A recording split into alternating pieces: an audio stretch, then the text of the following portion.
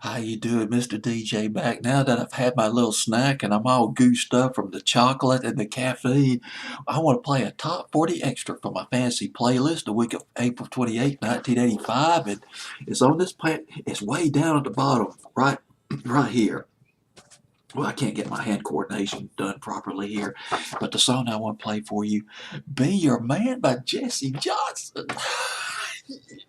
We were talking about some jams, the way it was done back in the day.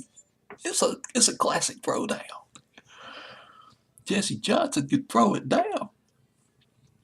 He had soul and he had funk.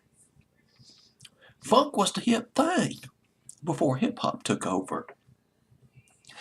Jesse Johnson review, "Be Your Man." Jesse Johnson, former member of the Time, he teamed up with Mars Day in 1981. It might have been a little later than that. It was in a group called Enterprise, and they evolved into the Time. Prince, now they got in with Prince big time. I mean, Jesse Johnson is just, he sounds a lot like Prince. He is a big Prince. Sometimes I'm wondering if maybe Prince is singing on this record I'm going to play for you. I mean, he even dresses up like Prince back in the day. Prince pretty much recorded the first two albums by the time. Although Jesse Johnson did co-write a song with Prince.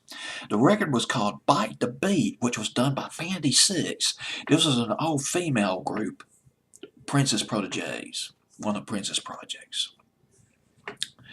Prince dabbled in a lot of things back in the mid-'80s. Prince was just, I mean, it's all the point is all moot now. But back in the '80s, the guy was just, he was all over the map. Prince. Well, anyway, third album by the time, Jesse Johnson had more input. He co-wrote "The Bird." Yes, one of the great dance singles. Remember "The Bird"? Mars Day, Prince and Jesse Johnson wrote that. And they also wrote "Jungle Love," which was the Time's biggest hit. It was also on the Purple Rain movie, which was a huge movie for Prince in 1984. And that movie helped those two songs. It helped further the career of Jesse Johnson. When after Purple Rain, after it made its run, Jesse Johnson went solo. He left the Time. He signed a deal with A&M Records and came out with the Jesse Johnson Review. Yes, it's funkadelic.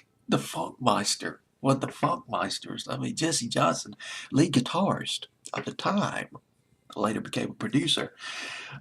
"Be Your Man" was first hit record, I believe, off that album. "I Want My Girl." God, if I remember.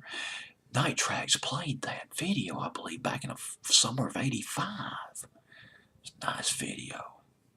Jesse Johnson. And he also came out with "Crazy" in the fall of 1986. Crazy, crazy for you all the time, something like that. He did that with Sly Stone. That was in '86. None of these songs made the top 40. The pop stations would not play it. And I'm going to tell you why. I'm going to be honest. They didn't play Jesse Johnson because Jesse Johnson was considered too black. That's what they would have told you back then. But now when I listen to these records, they sound so pop. "I Want to Be Your Man." What's offensive about that record? It's R&B, but it is straight up pop. But, you know, you go up against the prejudices of the time, and the prejudices of today, and the prejudices of the future. Concepts just lock you into a mode. Anyway, well, I guess that's all I got to say about this record. It just brings back some memories. This song had a great mixing break, a 12-inch. It had a thudding beat. It had a ponderous beat, pounding beat, particularly on a 12-inch. You can get some good mixes out of that mixing break on that Jesse Johnson record. That's all I got to say about this record. I better shut up while I'm still ahead. Jesse Johnson Review, "Be Your Man," top 40 extra on my fancy playlist, April 28th, 1985. Take care.